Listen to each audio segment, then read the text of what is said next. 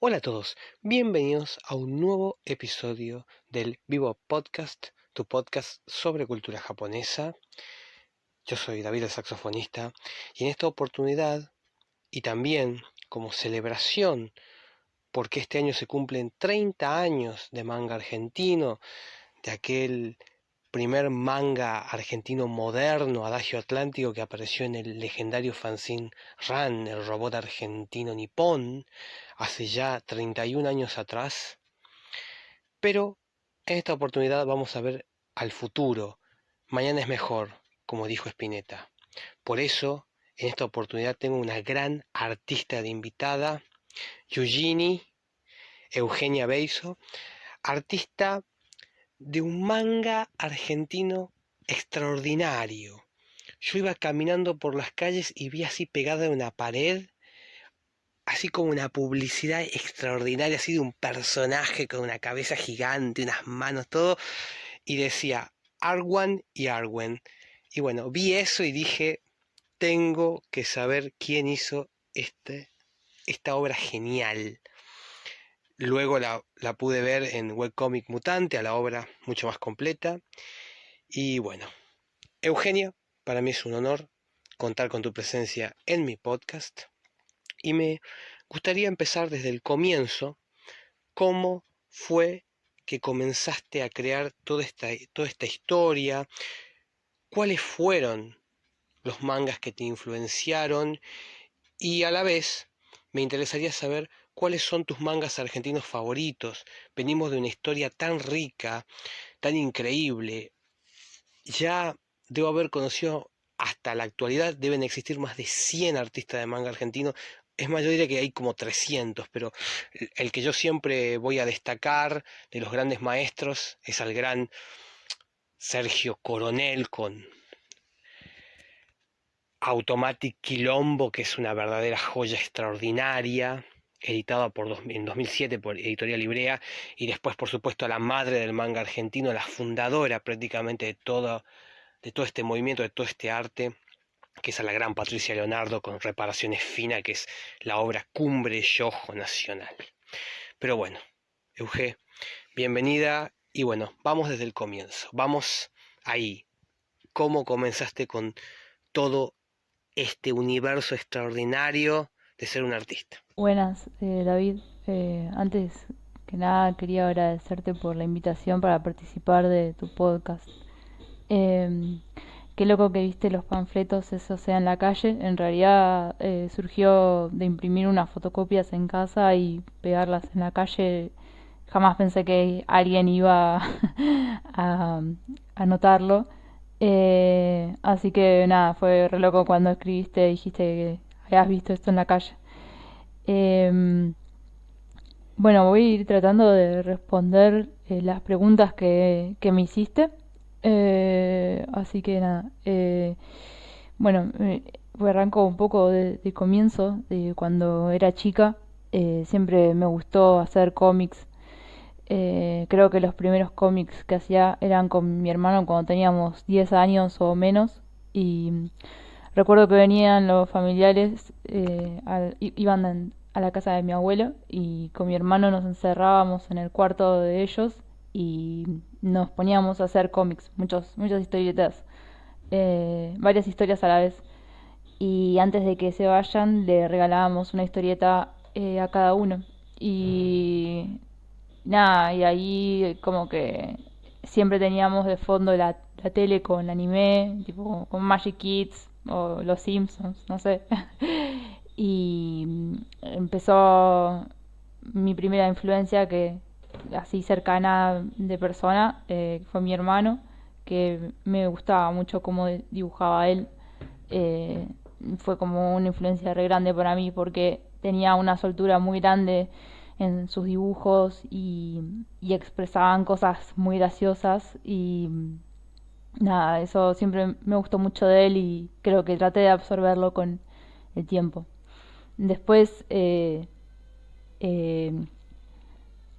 seguí haciendo cómics en el colegio y me gustaba mucho crear personajes y darles historias, aunque quedara en la nada, a veces armaba historias que duraban no sé, un par de capítulos y los guardaba en un folio y no se los veía nunca más. Pero bueno, siempre estaba ahí como con la historieta, como era un contacto ahí cercano. En esa época iba a un montón de eventos de anime que podía. La primera que fui fue la Daikon. Y siempre de ahí volvía con nuevos animes que había visto en el merch, no sé, en pines o pósters, lo que sea, como que los veía y decía, esto está re bueno. Lo buscaba en internet y ahí fue que empecé a elegir más qué animes quería ver, qué me gustaba, porque en la tele era como que absorbía absolutamente todo, pero en la adolescencia es como que ahí empecé más a seleccionar y meterme más en cosas que me gustaban, no sé, leer Fairy Tail o cosas así. Y luego empecé a nada, como que se dio que quería hacer un fanzine y hacerlo oficial, imprimirlo. Y ahí eso fue, no sé, cuando estaba terminando la secundaria, hice mi primer fanzine, que sería un manga también, pero o sea, me cuesta mucho decir que hago manga porque me da vergüenza. Eh, y lo llevé al el evento Dibujados, que para mí fue mejor evento de cómics que existió. Me parece que me abrió un montón la cabeza y nada, me parecía que había un ambiente muy zarpado, que me gustaba mucho. Y bueno, nada, eso es más o menos un poco resumen, no sé si me extendí un poco, pero de lo que es para mí la historieta, como me acompañó. Y para centrarme más en el presente, cómo se formó Arquen y Arwen fue de esta manera. Nico de Webcomic Mutante me contactó para hacer 3 capítulos de 10 páginas de otra historia que tengo que se llama Piu Piu. En el momento no estaba muy segura de hacerlo porque me parecía un proyecto demasiado grande, hacer 30 páginas, no lo había hecho jamás. En realidad sí había hecho un cómic de varias páginas, pero era chiquito, muy experimental y como que fue muy paso a paso, así improvisando página por página y medio verborrágico que quedó, que es el primer cómic de Do, que lo publiqué y vino la pandemia, así que no sé, no tuvo ahí mucha difusión. La verdad que debería subirlo a internet para que la gente lo pueda leer públicamente. Pero bueno, eh, él quería que haga una historia sobre Piu Piu, que son unos personajes que tengo, que están ahí algunos dibujos en Instagram. Pero yo nunca lo imaginé en formato cómic, sino como algo más que se mueva. Me lo imaginaba más como un videojuego o una animación. Así que luego de varios meses de no responderle porque me da vergüenza, decidí como decir, bueno, voy a hacer la historia, pero la voy a empezar con personajes nuevos. Y el año anterior había hecho ya una historieta de 10 páginas que se llama Chiqui Trip, donde cuenta una historia de personas, o sea, como que en esa historieta lo que trabajé fue eh, cómo hacer que dos personajes se relacionen, porque hasta ahora lo que había hecho siempre era mudo y ahí fue la primera vez donde dije, bueno, quiero que los personajes hablen y se comuniquen entre ellos y nada, y se cree como una relación. Ese cómic salió en la revista Guiso en la pandemia, en formato así de internet también, en PDF que se puede comprar. Y luego de eso, nada, ya viene esto, Arquen y Arwen. Eh, Empecé a revisar mis cuadernos. eh, y nada, como que buscaba ver quiénes podían ser mis personajes, porque tenía muchos personajes en los cuadernos y me di cuenta de que había unos 3 personajes que dibujaba mucho, que fueron muy influenciados para mí desde el Mother 3, que es un videojuego de Nintendo. En ese momento lo estaba jugando mucho y me marcó un montón, me gusta un montón. Y también al mismo tiempo estaba leyendo El Rey Arturo, así que sin darme cuenta creo que fui influenciada por ambas cosas. Estos tres personajes eran Arwen y Arwen y Eowyn, y el perro en su momento era un dinosaurio. Pero bueno, luego cambió todo. Arwen y Arwen quedaron juntos y Eowyn es un personaje que aparece de luego y el dinosaurio es un perro. Eh, Así que bueno, ahí ya tenía a mis personajes y decidí que quería hacer algo más sólido que lo que venía haciendo. Chiquitrip era una historia donde los personajes se comunicaban, pero seguía siendo una narración un poco abstracta, como más... en animación se le dice straight ahead a ese tipo de cosas, como que vas sobre la marcha. Bueno, creo que eso pasaba con Chiquitrip y no quería que pase con Arwen y Arwen. Quería tener la oportunidad de pensar un poco más. Así que comencé escribiendo y luego armé unas miniaturas de las páginas. Yo no había hecho nunca eso, así que fue bastante difícil, pero me sirvió para darle una base a la estructura de lo que quería armar. Y bueno, no siento que Arwen y Arwen quedó como me lo imaginaba, pero obviamente le tengo cariño. Creo que a medida que iba avanzando con los capítulos me iba soltando más y para el capítulo 3 ya estaba más encaminada y justo terminó. Me gustaría seguirlo, pero bueno, nada, tengo que sentarme ahí a armar los tres capítulos más. Y nada, eso es loco, porque cuando empezás la, a entintar, se siente como ese miedo a narrar la historia, como que los trazos son más rígidos y a medida que avanzaba se iba soltando el trazo, se iba soltando el dibujo, se iban soltando los personajes y fue muy placentero eso de sentir porque nada, es como que te vas conectando un montón con la historia. Eh, y, y nada, no sé, también al mismo tiempo tomé la decisión de hacer todo el proceso de manera tradicional, o sea que hice los lápices, el entintado, incluso pegar las tramas, todo a mano. Y eso hizo que me lleve una bocha de tiempo. No sé si lo volvería a hacer, pero la experiencia estuvo re buena, o sea, como que me gustó mucho y nada, como que quería sentir cómo hacen los mangakas que me gustaban. Eh, y nada, son unos capos, no sé cómo lo hacen, o sea, es re difícil. Por suerte la tecnología avanzó para ayudarse un poco con hacer los procesos un poco más fáciles. Pero nada, si alguien está haciendo cómic, le recomiendo hacer ese proceso porque es muy lindo, es muy artesanal. Después las páginas que te quedan son flasheras. Y nada, en ese momento, mientras iba dibujando Arwen y Arwen, que estaba leyendo Rama y Medio en Inuyasha, que a mí la obra de Rumiko siempre me influenció para dibujar y esta vez sentía que el material de lectura que era para divertirme era un material de estudio, porque, no sé, me ayudaba mucho a, a ver cómo funcionaban las viñetas, cómo narraba las cosas.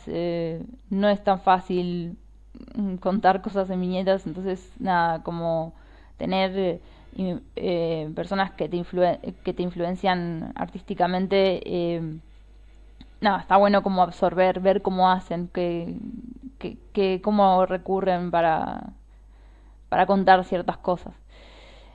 Eh, y, y bueno, nada, quería contar un poco de qué se tratan. También Arwen y Arwen, además de la parte técnica esa de dibujo. Arwen y Arwen es la historia de dos hermanos que viven en un bosque. Son como una especie de guardabosques de una zona. Realmente no son hermanos, pero siempre estuvieron juntos. Y Arwen eh, está como adaptado a la situación esa en la que vive, dentro de lo que ya conoce. O sea, como que él está bien con eso. Y su hermano Arwen, eh, no sé, entrena todos los días y tiene como la esperanza de que algún día va a conocer el mundo, que hay algo más que eso, como que no es suficiente, no sé, como que tiene que haber un sentido de por qué están ahí, no simplemente estar ahí y ya. Y así que un día, mientras ellos están haciendo sus cosas, cae un huevo gigante del cielo y adentro está ese perro gigante que vemos a partir del capítulo 2. Y en ese momento Arwen siente que eso es una señal, como que ellos están destinados a investigar lo que pasó.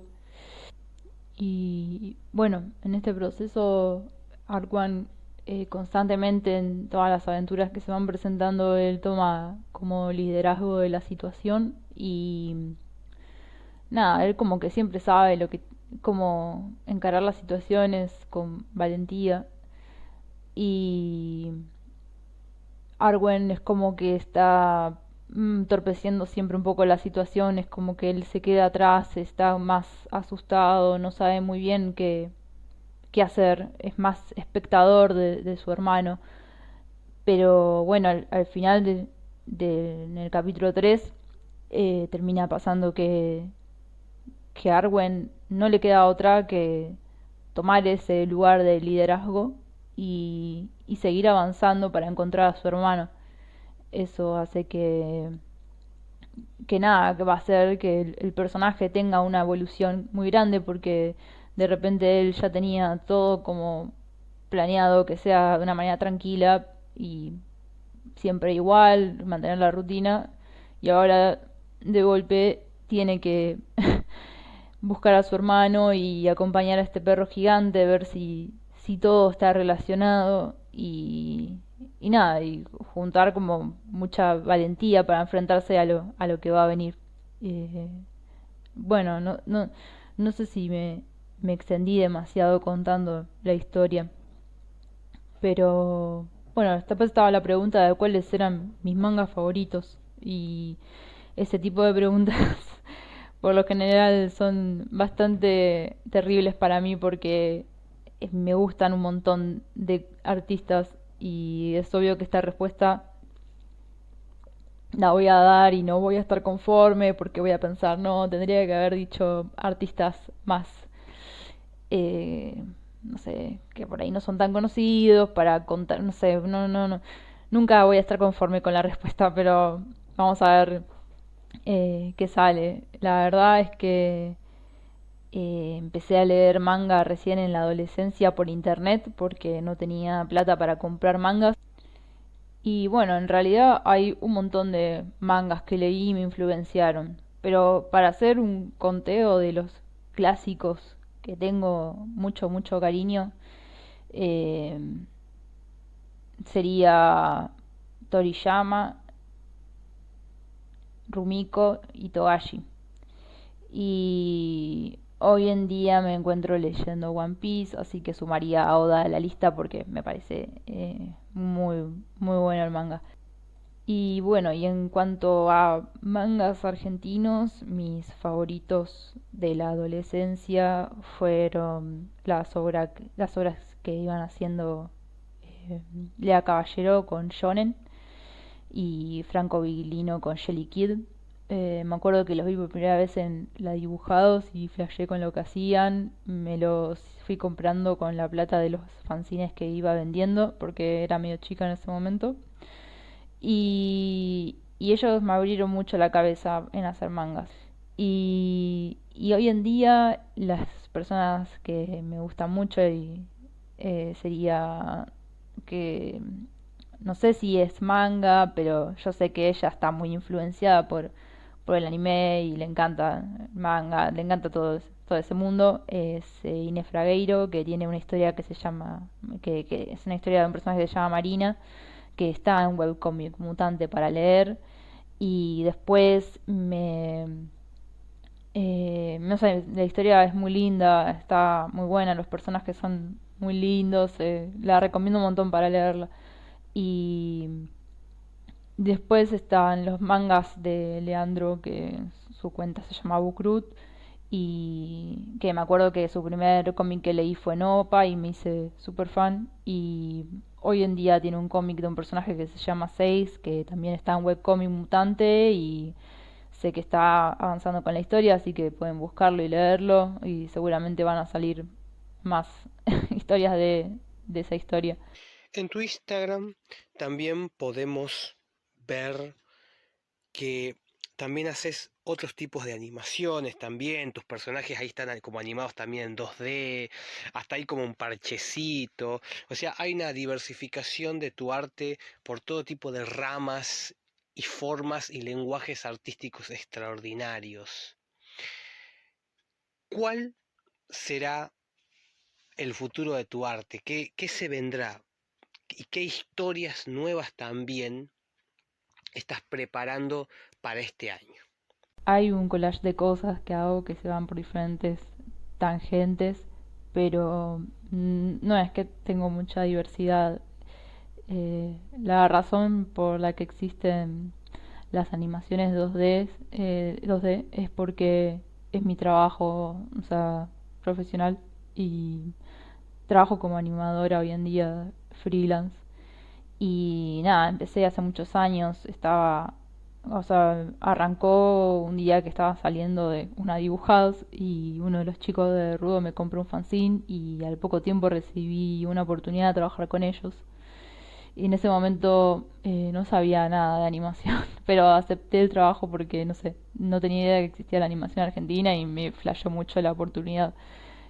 Obviamente conocía, no sé, Trapito, Manuelita, Dibu, Loco Arts. No sé, me encantaba, pero no relacionaba como que existía posibilidad de trabajar de eso. Tampoco nunca había investigado mucho, o sea, era más como que lo consumía y era muy fan. Eh, no sé, no se conectaban los cables. Al mismo tiempo que pasó eso, de casualidad un amigo que se llama Axel me había dicho que había para anotarse en 2x1 a un curso de animación. Si mal no recuerdo era algo así, no me acuerdo muy, fue hace muchos años. Yo no tenía ni idea tampoco, no tenía notebook ni tableta en ese momento. Y bueno, nada, dio la casualidad que el que daba las clases era Ezequiel Torres, que en ese momento era mi profesor, y luego al mismo tiempo era mi jefe porque trabajaba en Rudo también. Así que terminaba de trabajar y me llevaba en el auto al curso Ezequiel y íbamos siempre hablando de muchas ñoñadas. Estaba bueno. Trabajar ahí estuvo bueno porque era como que estábamos en un eterno recreo. Fue divertido, pero para fórmula de trabajo no sé si fue la mejor, así que no duró muchos años. Pero el equipo que se armó era realmente muy apasionado por la animación y cada cosa que hacíamos de la vida cotidiana la analizábamos el movimiento y miramos una y otra vez escenas de anime, miramos anime mientras comíamos, éramos ahí como unos muy aficionados de eso. Y para mí fue como una escuela, porque aprendí de golpe un montón de cosas. Y hasta el día de hoy ese sigue dándome clases de animación, así que nunca corté con eso, siempre en algún momento volví y iba retomando, fui retomando.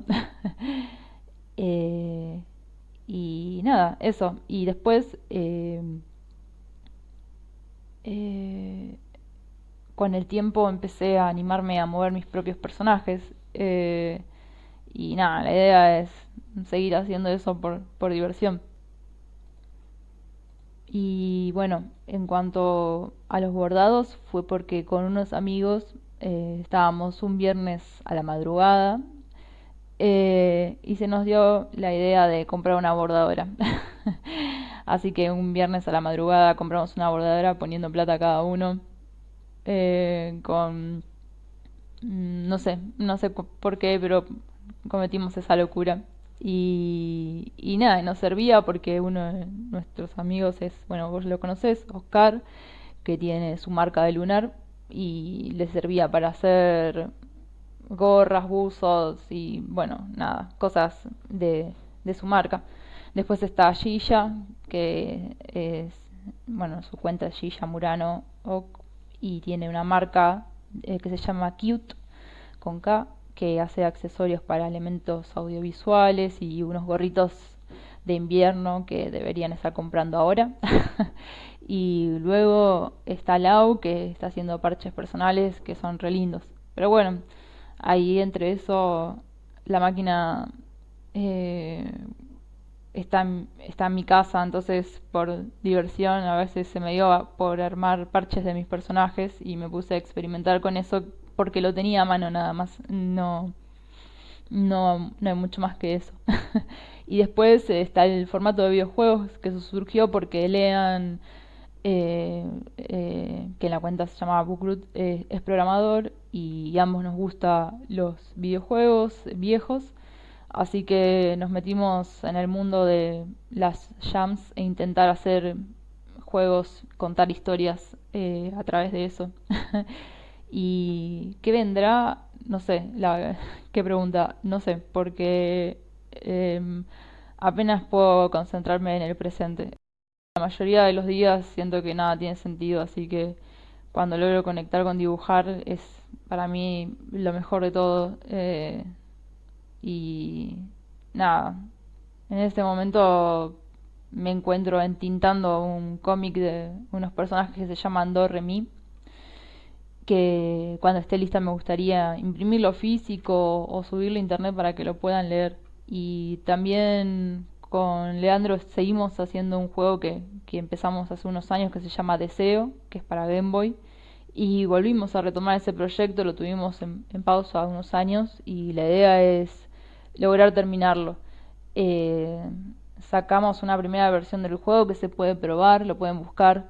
eh, y lo hicimos para una jam de videojuegos, pero ahora estamos completando con más cosas que nos habían quedado fuera que no habíamos llegado a hacer de arte y de jugabilidad.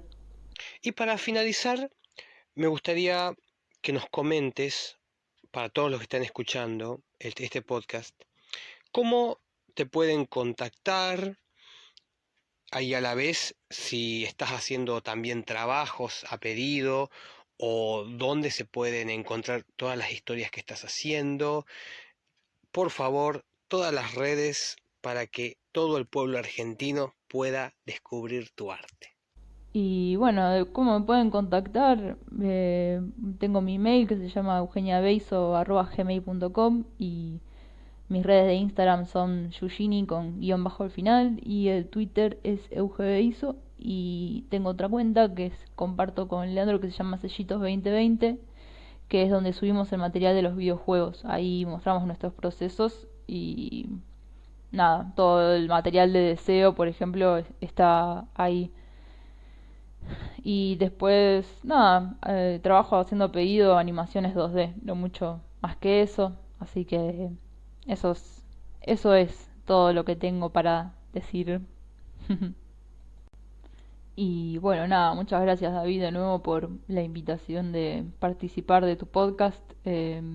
Está muy bueno, yo escuché varios capítulos. Y nada, eso. Me da un poco de vergüenza, pero gracias por dejarme participar y difundir acá un poco lo que hago. Muchísimas gracias, Eugenia, por tu testimonio. Fue un honor contar con tu presencia en mi podcast, El Vivo Podcast. También muchas gracias a los que están del otro lado escuchando este podcast, que lo pueden escuchar en Spotify, en Apple Music y en YouTube. Y bueno, yo soy David el saxofonista. Pueden encontrarme de esta manera en todas las redes sociales. Les mando un saludo a todos. Chao.